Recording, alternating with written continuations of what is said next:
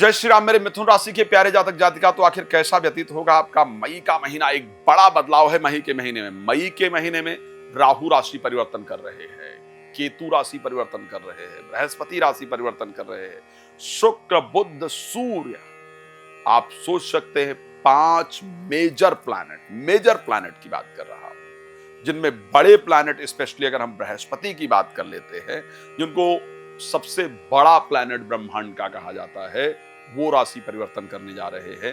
राहु, जिनको सबसे नकारात्मक प्लैनेट कहा जाता है, केतु, जिनको हेडलेस प्लैनेट कहा जाता है, अगर वो राशि परिवर्तन कर रहे हैं, तो कोई भी व्यक्ति अछूता रह जाए इस परिस्थिति से। आप या आपका परिवार या कोई देश, कोई प्रकृति अगर अछूती रह जाए, ये संभव नहीं दिख रहा है। आखिर अच्छा होगा या खराब? दोनों पहलुओं पर, और अगर अच्छा है तो क्या क्या अच्छा होगा, और खराब है तो क्या सावधानी रखा जाए, इस विषय पर इस कार्यक्रम में जानकारी दूंगा। आप सब लोग बने रहिएगा। लेकिन कहना चाहता हूं कि यदि आप श्री राम कथा, श्रीमद् भागवत कथा, श्री शिव महापुराण की कथा मेरे द्वारा देश विदेश में कहीं भी आप चाहते हैं कराना, संगीत में आनंददायक, तो आप मेरे साथ संपर्क कर सकते हैं।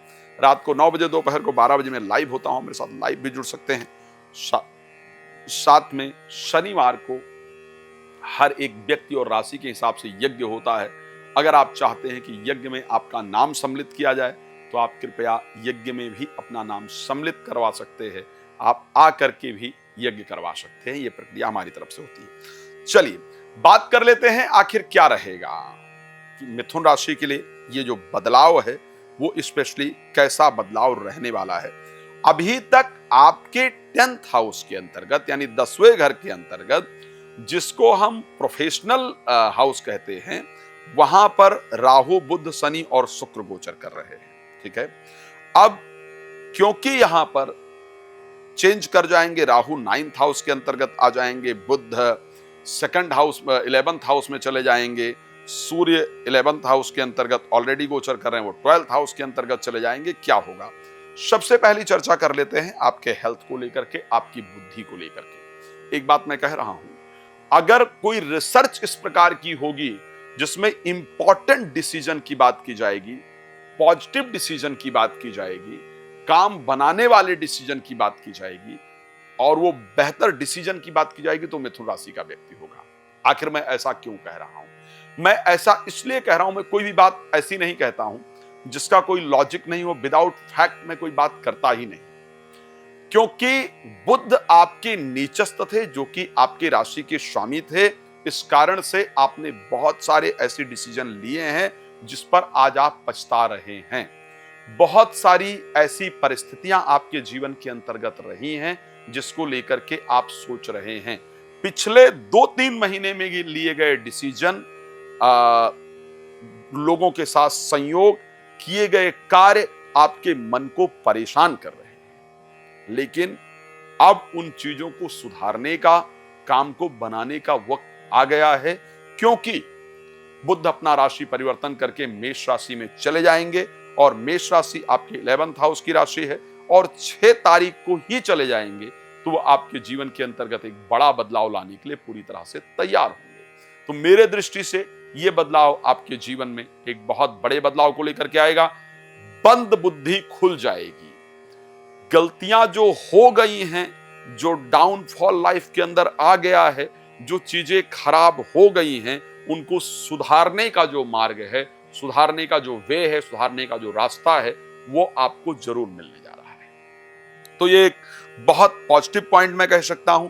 अगर मैं हेल्थ के पॉइंट ऑफ व्यू से भी इस पर बात करूं, और स्पेशली मैं अगर मेंटल हेल्थ की बात करूं, देखो फिजिकल हेल्थ बहुत डिस्टर्ब नहीं हुई थी मिथुन राशि की, लेकिन मेंटल हेल्थ बहुत ज्यादा डिस्टर्ब हो गई थी।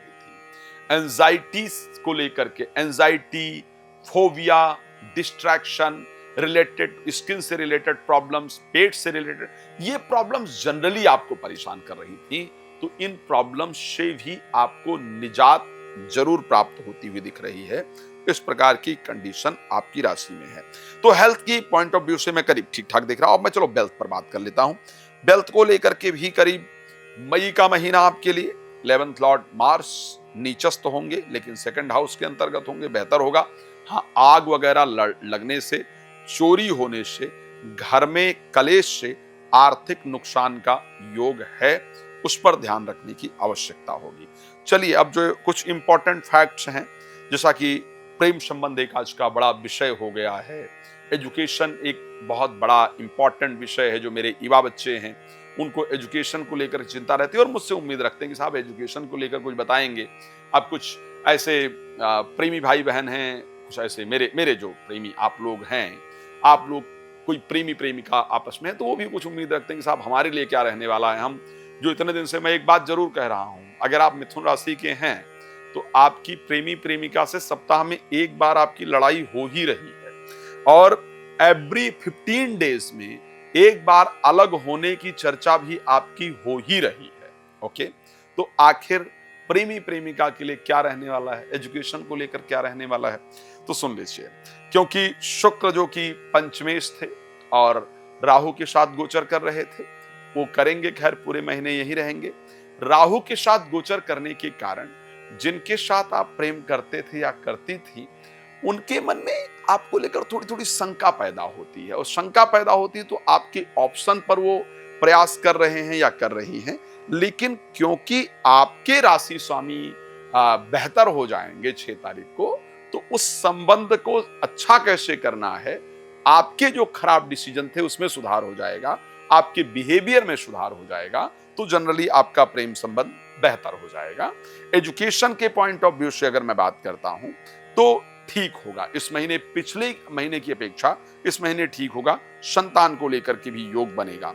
आखिर प्रोफेशनल लाइफ को लेकर के समय कैसा रहेगा, मैं एक बात कहना चाहता हूं, क्योंकि तारीख 14 के बाद बृहस्पति आपकी राशि में गोचर करने आ जाएंगे और आपके 10th हाउस के स्वामी हैं, तो अब वो समय आया है जब बिजनेस या नौकरी में जो आप चाहते हैं उसका रिजल्ट मिलेगा। बट कुछ चीजें हैं जिस पर बात करना आवश्यक है, लेकिन अब लाइव जानते हैं वीडियो में समय बहुत कम होता है, मैं बहुत कुछ थोड़े समय में देने का प्रयास करता हूं। आप लोग भी इसको बहुत श्रद्धा से देखते हैं, पर निवेदन करूंगा एक समय ले लीजिए और मेरे साथ आराम से खुलकर बात कीजिए अपने विषय में, क्या उपाय करना चाहिए, कैसे करना चाहिए, इन सभी चीजों पर आप चर्चा कर सकते हैं। भगवान आपको प्रसन्न रखें, मेरी शुभकामना है। बिजनेस नौकरी को लेकर के मुझे लगता है आप कॉल करेंगे, क्योंकि वो डिटेल का विषय है बात करने वाला। शुरुआत करेंगे रात को 9 बजे, दोपहर को 12 बजे फ्री में लाइव आता हूं, उसमें जुड़िए। कथा के लिए आप मेरे साथ संपर्क कर सकते हैं, अपने लिए यज्ञ कराना चाहते हैं तो भी आप संपर्क कर सकते हैं। भगवान आपको बहुत प्रसन्न रखें, इसी शुभकामना के साथ जय श्री राम, बहुत धन्यवाद।